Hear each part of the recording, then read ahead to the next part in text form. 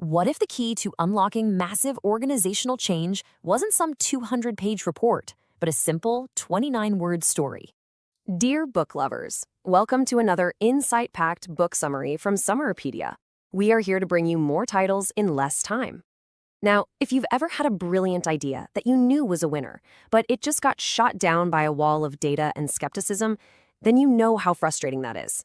In this episode, we are going to explore the lessons from The Springboard by Stephen Denning, a book with a powerful and kind of counterintuitive tool to break right through that resistance.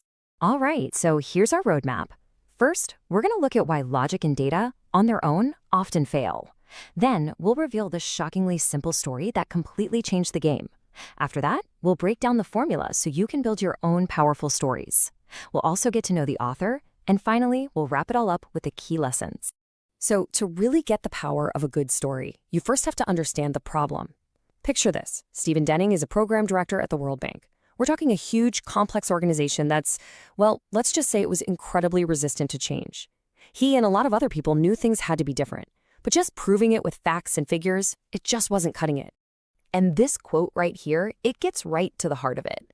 The World Bank was built on data, on analysis, but what Denning figured out was that to really make change happen, you can't just talk to the analytical part of the brain. You have to connect with how people feel, what they dream about for the future. I mean, just look at this timeline of failure. It really says it all. For almost a decade, you have all these smart people writing logical, data-driven reports that correctly point out massive problems. And what happens? What's the result of all this brilliant analysis? Just more analysis. The whole organization was just stuck on a hamster wheel because facts alone couldn't move them. Okay, so here's the crucial difference. You've got these two ways of thinking.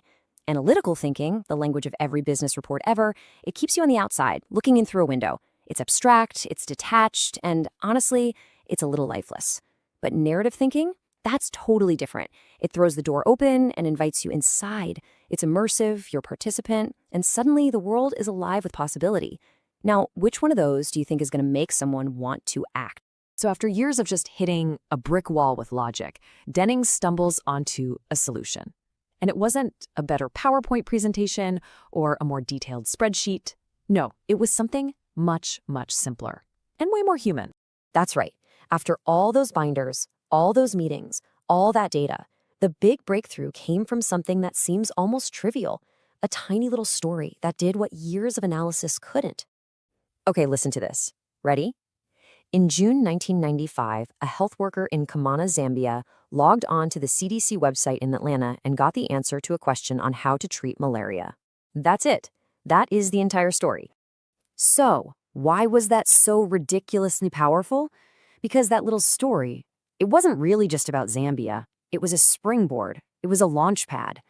It allowed all these skeptical managers at the World Bank to suddenly see it, to imagine a completely different future, one where all the organization's knowledge wasn't just locked up in reports, but was out there, helping people who really needed it. It lit up their imaginations in a way no pie chart ever could. Now, this wasn't just a lucky guess, it wasn't magic. There's a formula to this type of story, and Denning breaks it down for us. So if you want to use this in your own work, how do you actually build a story that can launch a big idea? It comes down to three crucial ingredients. First, connectedness. Your audience has to connect with the hero of the story. In this case, a lone health worker in a small village. Second, strangeness. There has to be an element of surprise, something that shatters expectations. And you got to remember, in 1995, the idea of getting instant medical advice from across the globe on the internet, that was like science fiction. And third, truth. The story has to be real, it has to be credible. So, who can actually use this stuff? Well, pretty much anyone trying to persuade someone.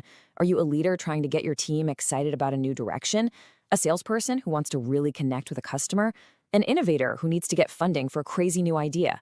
The lesson is universal. If you want to move people, you've got to tell a better story. Now, to really appreciate these ideas, you have to know where they came from. Who is Stephen Denning? Well, the amazing part is, he wasn't a professional storyteller. He wasn't a communications guru.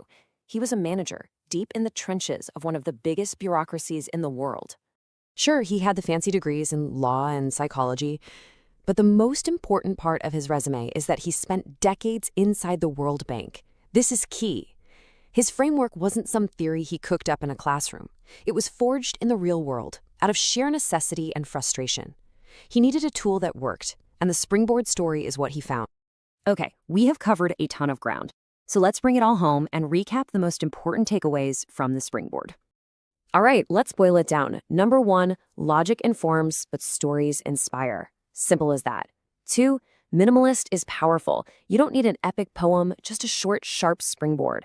3, the whole point is to co-create the future. You're not telling people what to do, you're inviting them to imagine and build it with you.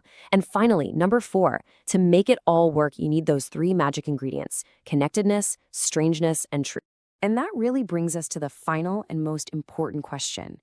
The next time you have a big, game-changing idea, instead of opening up another spreadsheet, just stop for a second and think about the story you could tell. What future could your story create? Thanks for watching. Don't forget to like, comment, share, and subscribe for more impactful book summaries from Summerpedia.